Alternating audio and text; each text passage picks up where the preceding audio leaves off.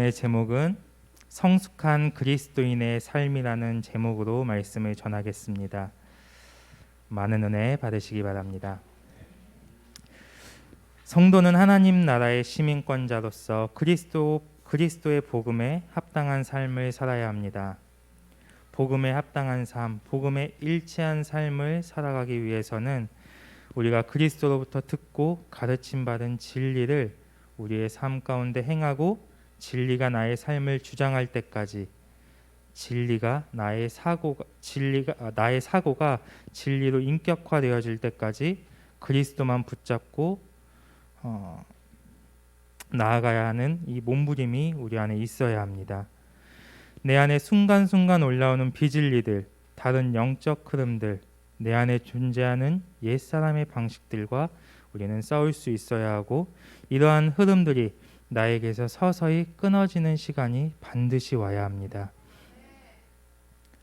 이 시간이 결코 우리가 실질적으로 우리가 싸워갈 때 너무나 긴 싸움이 될 수도 있고 힘들고 어려울 수 있지만, 이 시간은 결코 헛된 시간이 아니고 우리 안에서 계속해서 하나님의 말씀과 부딪혀지는 것들, 이 부분들을 놓고 우리가 집중적으로 계속해서 싸워나갈 수 있어야 돼요. 초반에 우리 교회는 너무나 많은 부딪힘이 있었어요. 진리와 이 진리와 부딪혀진다는 건 다른 말로 하면 목사님과 부딪혀지는 거예요. 목사님과 성도와의 관계에 있어서 자꾸만 부딪혀짐이 생겼어요. 왜냐하면 내 안에 있는 비진리와 앞에서 말하고 있는 진리가 계속해서 부딪혀지니까. 이런 부분에 있어서 교회 성도님들 한 분 한 분이 계속해서 이것들을 쳐내는 시간이 있었고, 저 또한 마찬가지예요. 저 또한 제가 만약에 목사의 아들이 아니었다면 저는 몇 번 교회를 뛰쳐나갔을 거예요.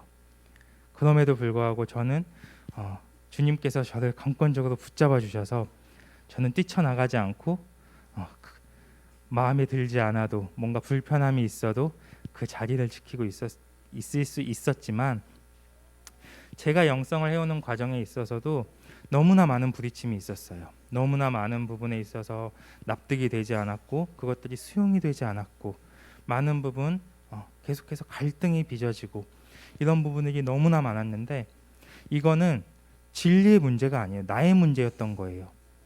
내 안에 비진리가 꼭 진리인 것처럼, 상대방이 틀리고 나는 맞는 것처럼. 근데 우리가 하나님 앞에 영성을 해가는 과정에 있어서 반드시 우리가 집중해야 되고, 우리가 반드시 깨달아야 할 건 뭐냐면 자기 자신을 먼저 보는 거예요.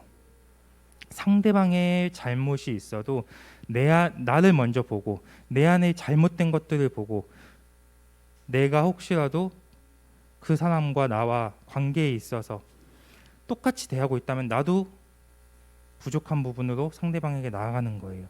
그렇기 때문에 우리는 영성의 과정 가운데 계속해서 내 안에 올라오는 진리를 제외하고, 성령을 제외하고, 예수 그리스도의 피를 제외한 내 안의 모든 것들은 주님의 십자가에서 다 끊어내야 합니다. 그리고 이러한 복음에 합당한 삶은 내가 그리스도를 아는 만큼, 내가 그리스도를 경험한 만큼 살아갈 수 있게 되는 것입니다. 즉, 성도가 복음에 일치한 삶을 산다는 것은 나와 하나님과의 관계가 친밀함 가운데 있다는 것이고, 나의 인생이지만 내가 중심이 된 삶이 아니라 하나님이 중심이 된, 하나님의 생명으로 하루하루를 살아가는 삶이 된다는 것입니다.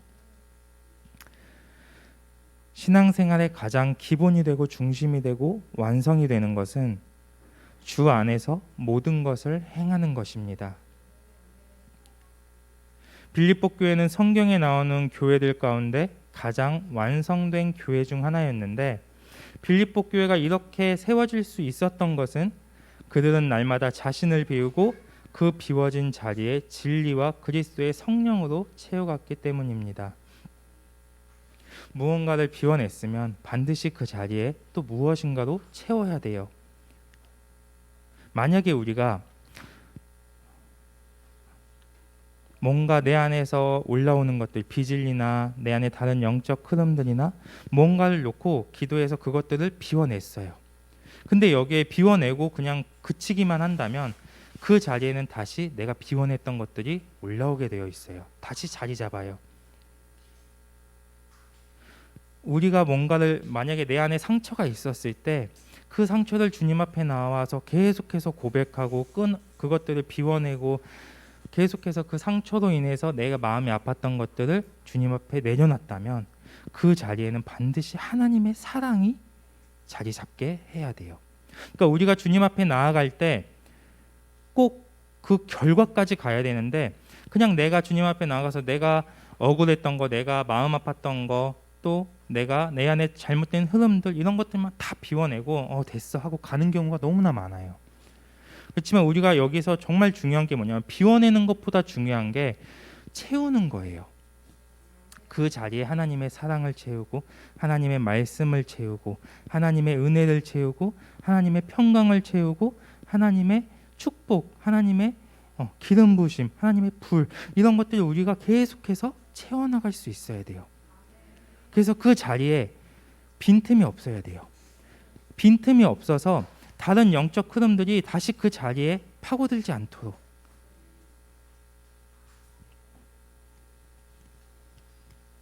이 빌립보 교회는 그걸 잘했던 거예요. 빌립보 교회가 완성된 교회 중 하나였다고 해서 빌립보 교회에 뭐 어떤 어려움도 없었고 문제가 없었고 완벽했냐? 아니에요. 빌립보 교회 안에도 분쟁이 있었고 빌립보 교회 안에도 연약함이 있었어요. 하지만 그들은 복음을 듣고 하나님의 말씀을 듣고 그 말씀대로 행했고 그 말씀대로 살았고 그리고 그 말씀을 가지고 살아가면서 내가 비워냈던 것들을 하나님의 것들로 채워갔던 거예요. 우리의 인생사가 하나님께 나아갈 때 계속해서 제자리 걸음을 걷고 있는 것만 같다. 그거는 우리가 하나님 앞에 나오고 있긴 하지만 하나님의 것을 채우는 것이 부족하다는 거예요.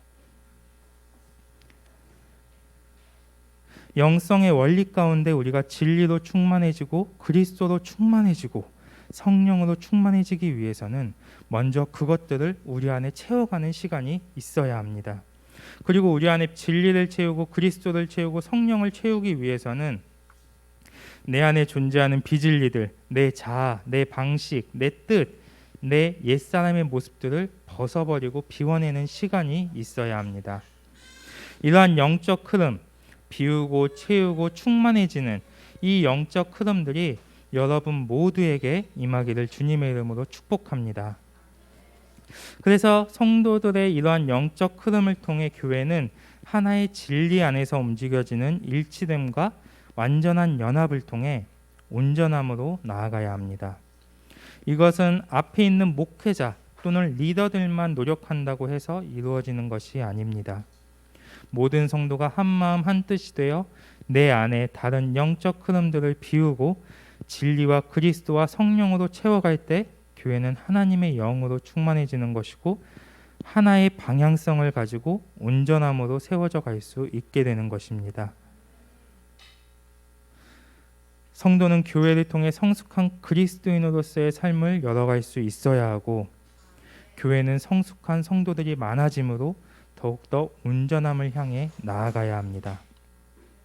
교회가 성도의 힘이 되고 성도가 교회의 힘이 되는 이 연합의 질서가 우리 영광교회 안에 더 깊이 뿌리 내려지기를 바랍니다.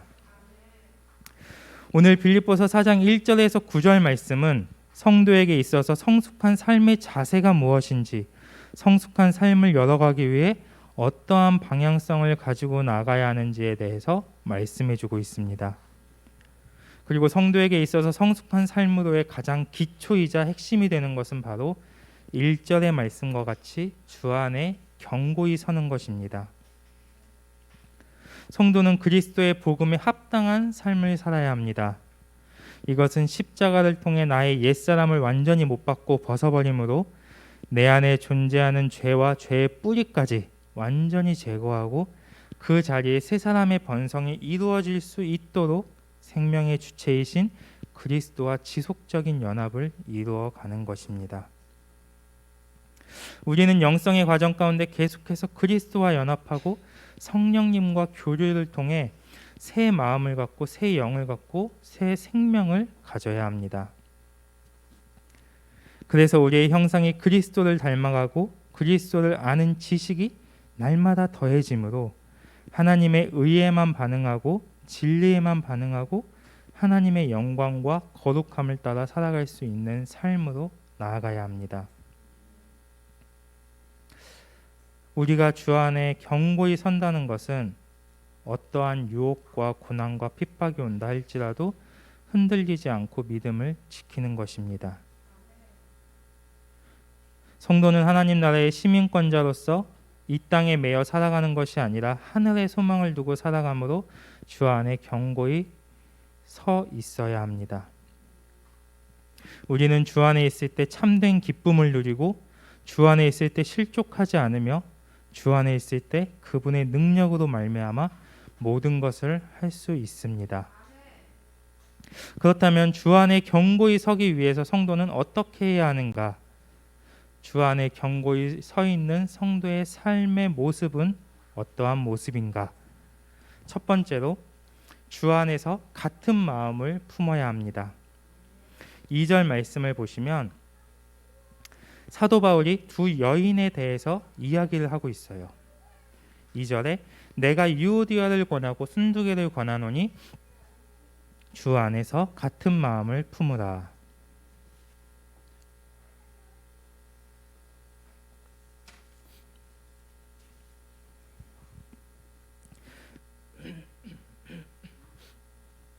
여기에 나오는 유오디아와 순두개, 이들은 빌립보 교회 안에서 많은 영향력을 끼치고 있는 자들이었습니다.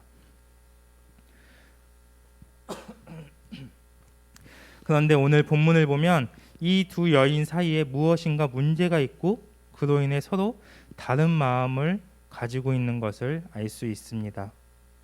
이 문제가 정확하게 어떤 것인지는 알 수 없지만 우리가 초점을 맞추어야 할 부분은 문제가 무엇이냐가 아니라 다른 마음을 품고 있다는 것입니다.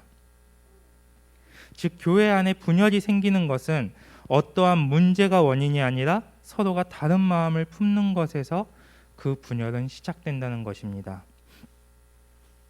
서로가 다른 마음을 품은 것을 방치하면 그 안에는 반드시 다툼과 시기와 분냄과 파당과 수군거림과 혼란이 일어나게 되고 결국에는 분열이 일어나게 됩니다.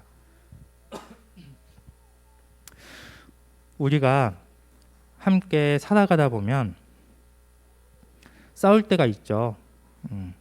뭔가 의견이 맞지 않고 충돌이 일어날 때가 있어요.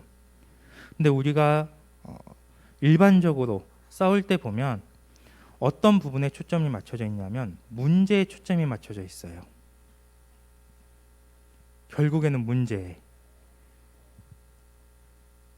교회 안에서 이 빌립보 교회 안에서도 사도 바울이 얘기하고 있는 게 문제의 원인을 두지 말라는 거예요.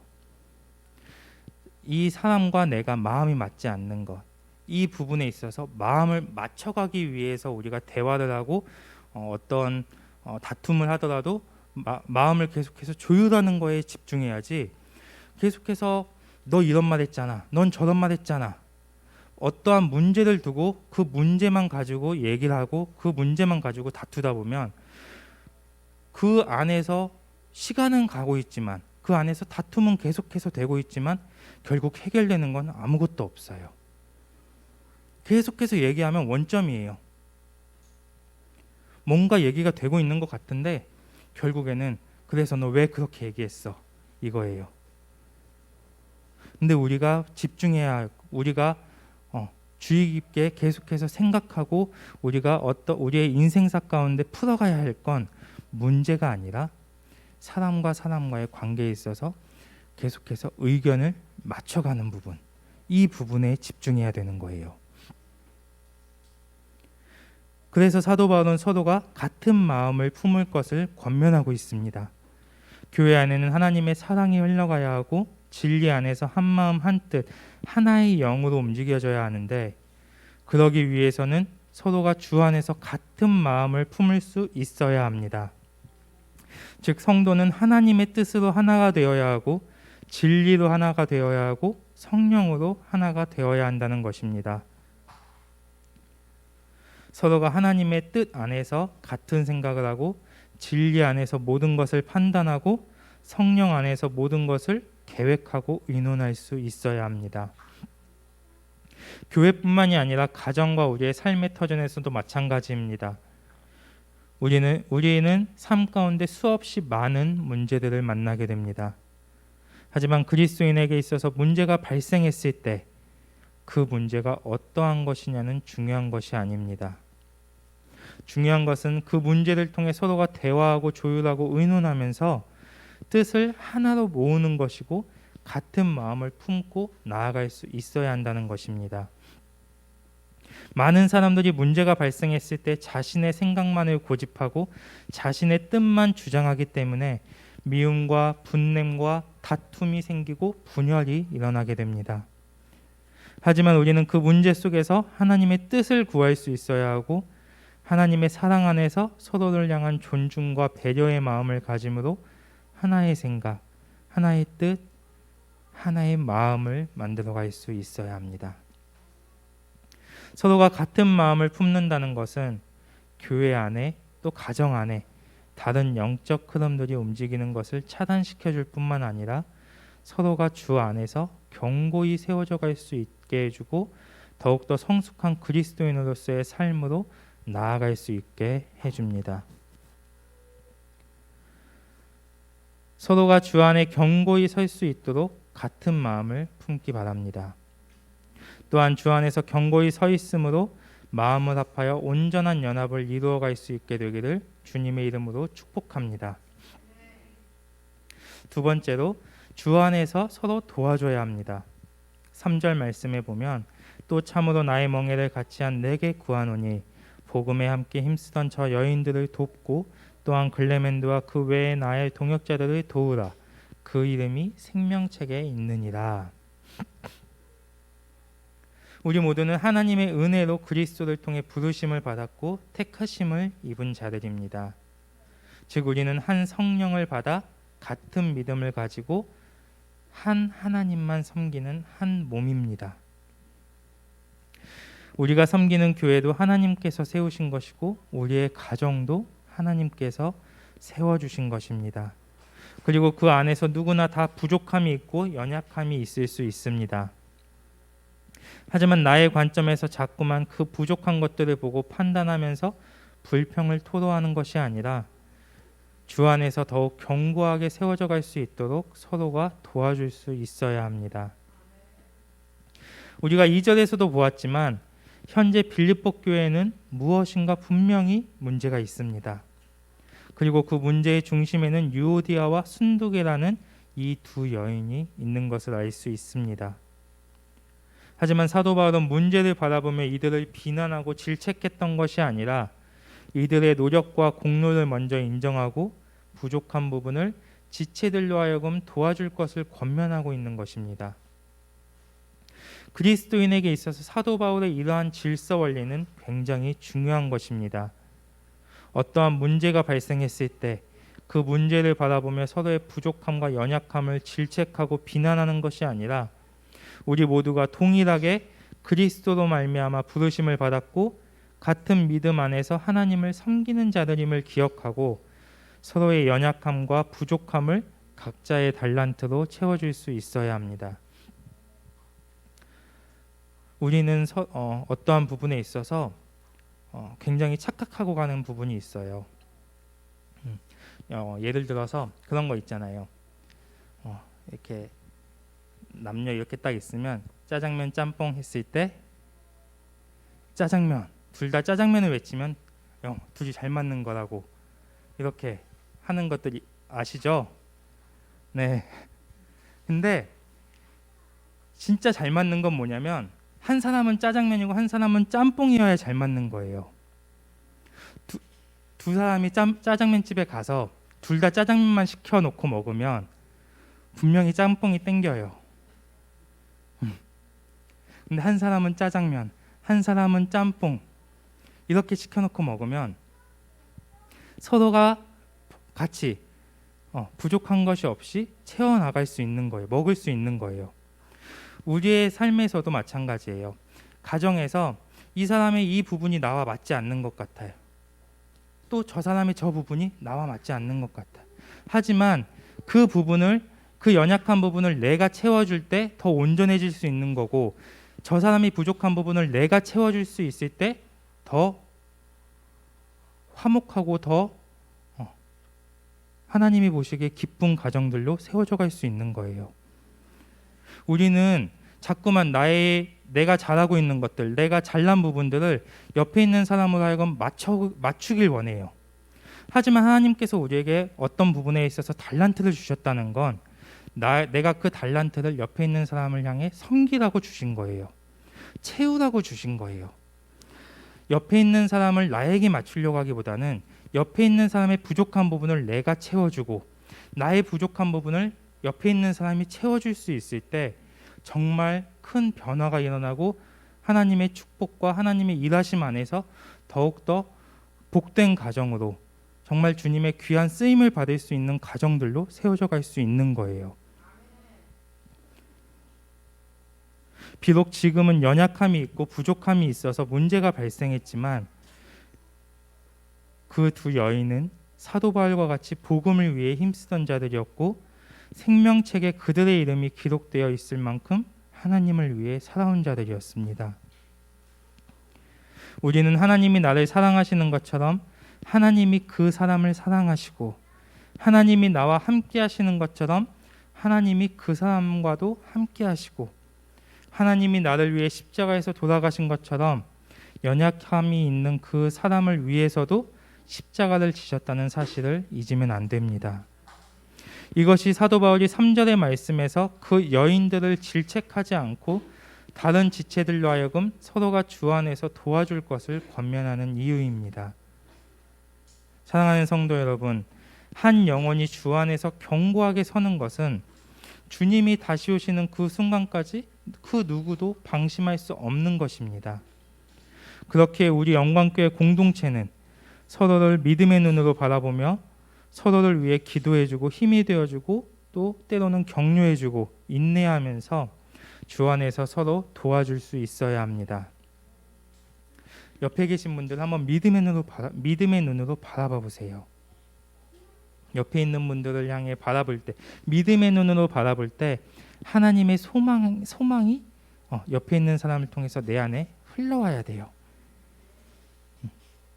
그리고 옆에 있는 분들에게 이야기해 주세요. 내가 돕겠습니다. 네.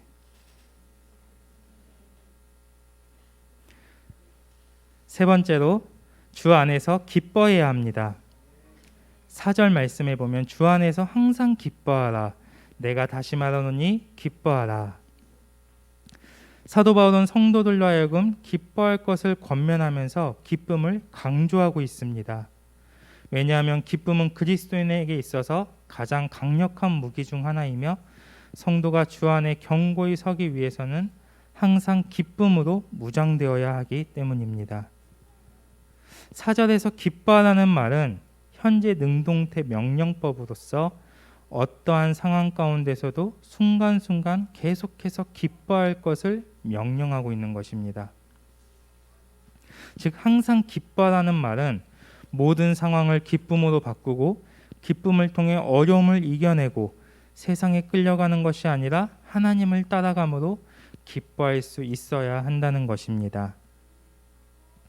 기쁨은 곧 그리스도인에게 있어서 완전한 승리와도 같은 것이며, 담대함과 하나님께 대한 확신을 통해 견고한 믿음으로 나아가게 해줍니다.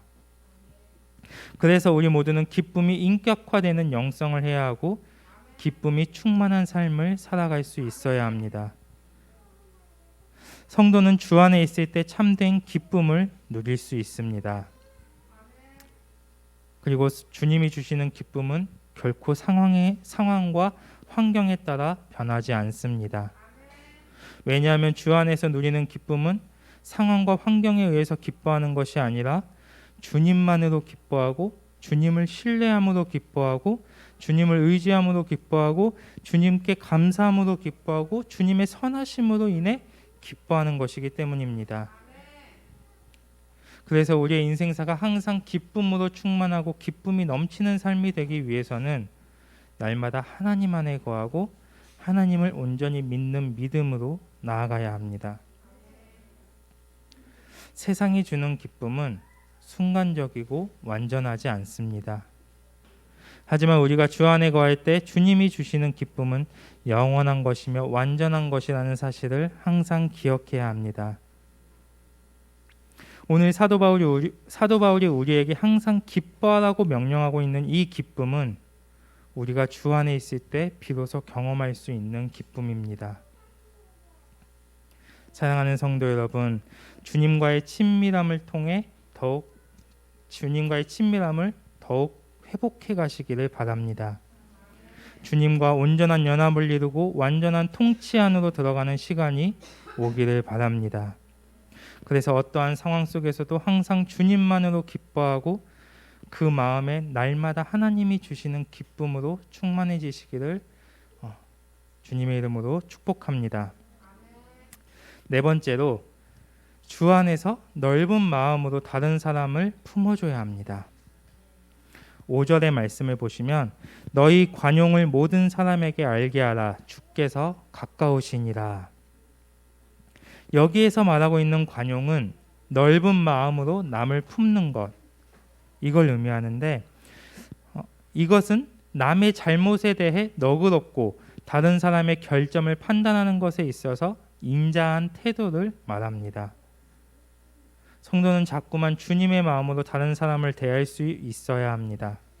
주님이 나에게 베푸신 자비와 사랑과 인내와 용서, 이러한 마음으로 우리는 상대방에게 다가갈 수 있어야 합니다. 제가 영성을 해가면서 어느 순간부턴가 장난기가 너무 많아졌어요. 말도 그냥 장난투로 툭툭 잘하고 되게 장난기가 많아졌는데 어느 순간부터 그런 것들이 서서히 멈춰지기 시작했어요. 그리고 다른 사람을 봤을 때 원래 막 쉽게 장난치고 쉽게 얘기하고 했던 부분들도 머릿속이 하얘지면서 아무 생각이 안 드는 거예요. 무슨 말을 해야 하지? 어떻게 말을 해줘야 하지? 이렇게 멈칫 하게 되는 거예요. 그것들을 어느 순간부터인가 계속 경험해 오면서 이 부분에 대해서 제가 주님께 집중하고 계속해서 주님께 의지하면서 나아갔더니 주님께서 저에게 주셨던 감동이 뭐냐면, 나의 말로 인해서 다른 사람이 혹시라도 상처를 받을 수 있다면, 그 사람이 아플 수 있다면 차라리 말을 하지 않는 것이 그 사람에게 더 유익이 되는 것이기 때문에 하나님께서 저를 만져가는 과정에서 그러한 시간을 경험하게 하셨던 거예요. 저희 어머니가 계속 그러셨어요. 말 좀 조심해라. 너무 이렇게 세게 얘기한다. 이런 것들을 예전에 자주 말씀하셨었거든요. 근데 어느 순간부터인가 그런 것들이 하나씩 멈춰지기 시작하는 것들을 경험했어요. 주님이 나에게 쉽게 말씀하지 않으시고 주님이 나에게 아무 말이나 쉽게 하지 않으시는 것처럼 우리도 옆에 있는 사람들을 향해 나아갈 때 더욱더 신중하고 조심하고 또 주님의 사랑으로 다가가고 주님이 주시는 마음으로 다가갈 수 있어야 합니다.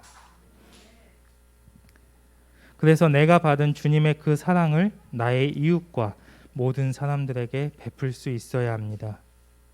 우리가 주님께 받은 사랑을 조금이나마 갚을 수 있는 길은 나도 주님과 같이 사랑하는 길밖에 없습니다. 주님이 나를 용서하심과 같이 나도 다른 사람을 용서하는 자가 되어야 합니다.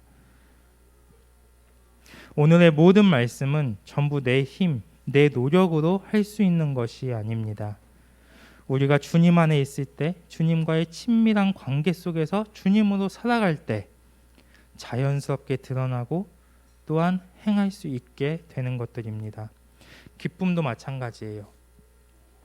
내가 아무리 기뻐하려고 해도 그 기쁨에는 한계가 있어요. 기뻐해야지. 오늘도 기뻐해야지. 아침에 일어나면서 오늘도 하루 기쁨으로 계속해서 승리해야지. 이렇게 마음 먹고 하루 종일 기쁨을 생각하고 있다가도 어느 문제가 닥친다거나 어떠한 감정이 나에게 온다고 했을 때 우리는 순간순간 기쁨을 놓치게 돼요. 하지만 우리가 주 안에서 늘 거하고 주님으로 우리가 살아갈 때 우리 안에 주시는 그 기쁨은 나의 상황과 환경을 따지지 않게 돼요. 우리는 주님으로 기뻐할 수 있어야 하고 우리는 주 안에서 모든 것들을 인내하고 용서하고 주님의 사랑으로 서로에게 다가갈 수 있어야 돼요. 그래서 5절의 말씀도 내가 주님 안에서 아버지의 마음을 경험한 만큼 나도 다른 사람에게 관용을 베풀 수 있게 되는 것입니다. 성도에게 있어서 나의 이웃에게 관용을 베푸는 것은 매우 중요합니다. 왜냐하면 이것은 상대방을 보호하는 것이기도 하지만 나를 보호하는 것이기도 하기 때문입니다.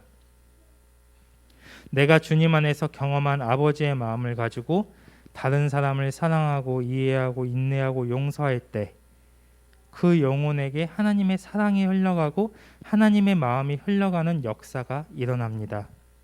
또한 그뿐 아니라 내가 아버지의 마음으로 사람들에게 다가감으로 인해서 내 안에 다른 영적 흐름이나 나쁜 생각, 악한 마음들이 차단되어지고 내 안에 죄가 들어오는 것으로부터 보호받을 수 있게 되는 것입니다.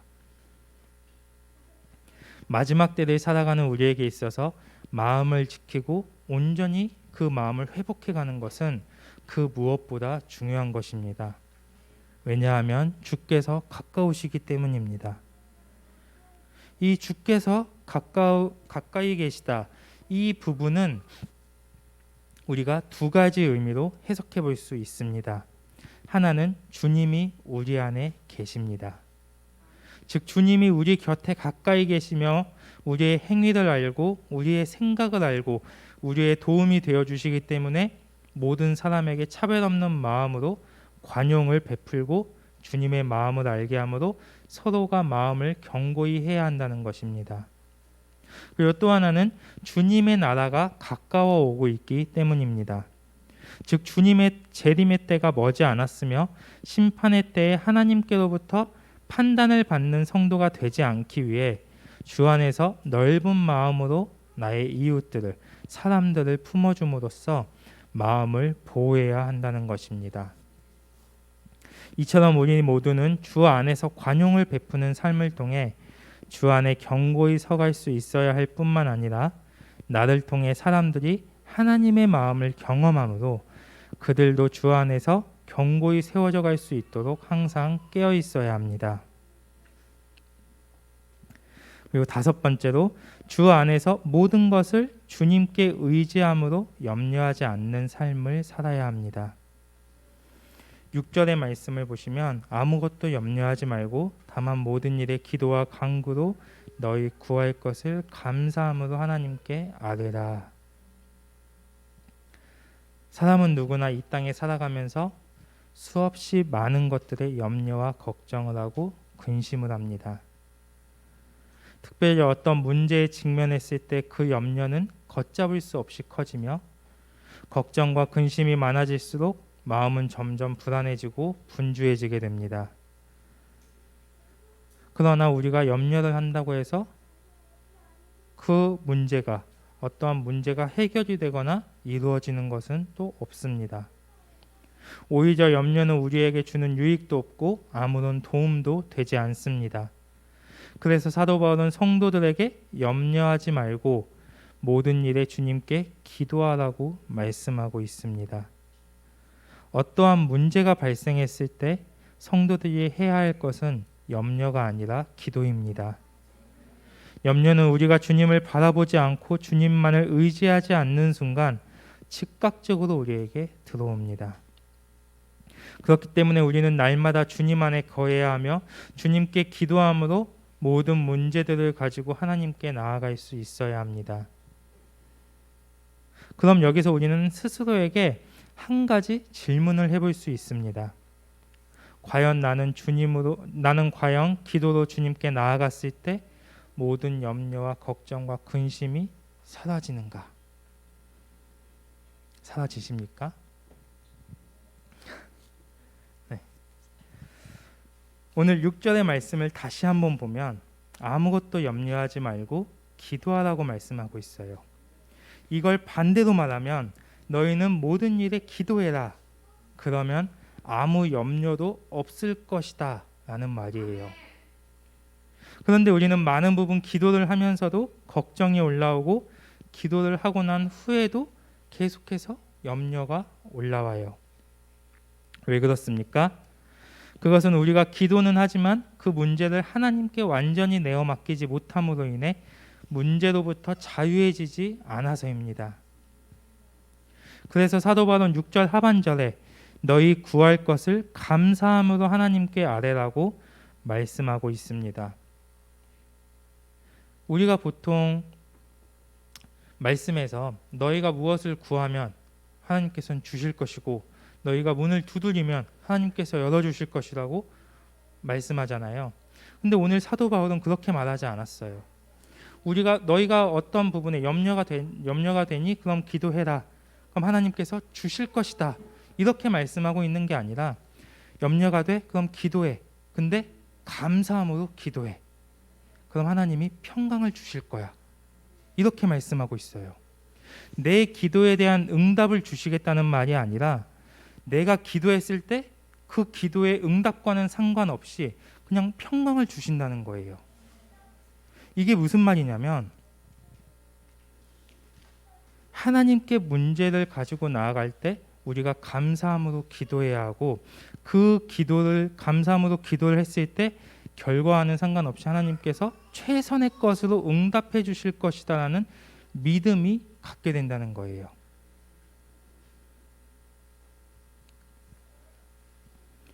우리가 문제를 가지고 하나님 앞으로 나아갈 때 하나님께서 나를 어떠한 길로 인도하시든 그 길이 최선의 길임을 믿고 따라갈 수 있는 하나님께 대한 신뢰의 마음이 있어야 합니다.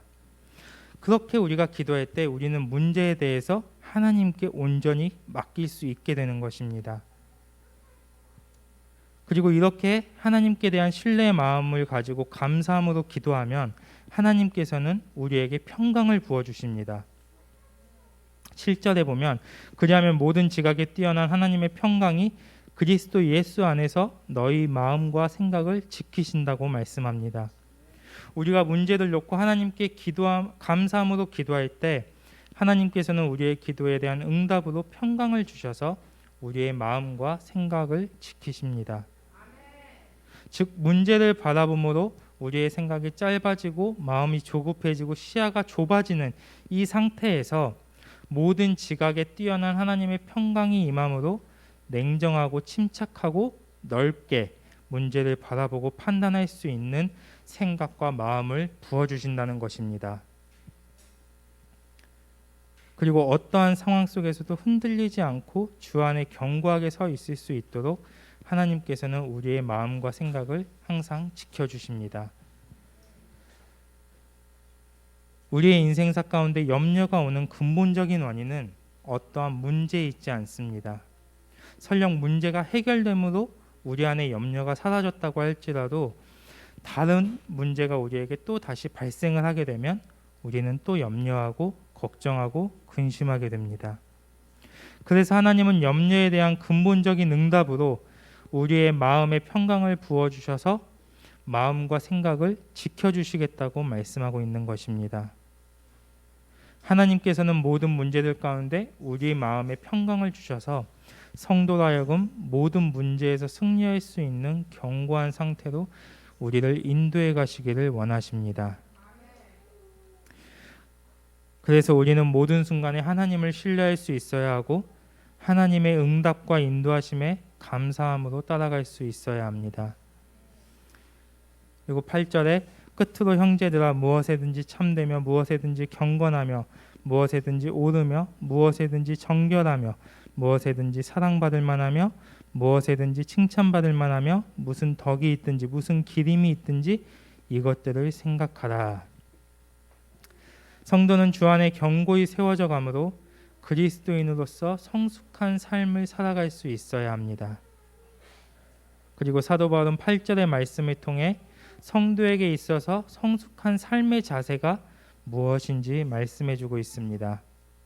그것은 첫째, 진리를 따라 생각하고 진리를 따라 말하고 진리를 따라 행동해야 한다는 것입니다.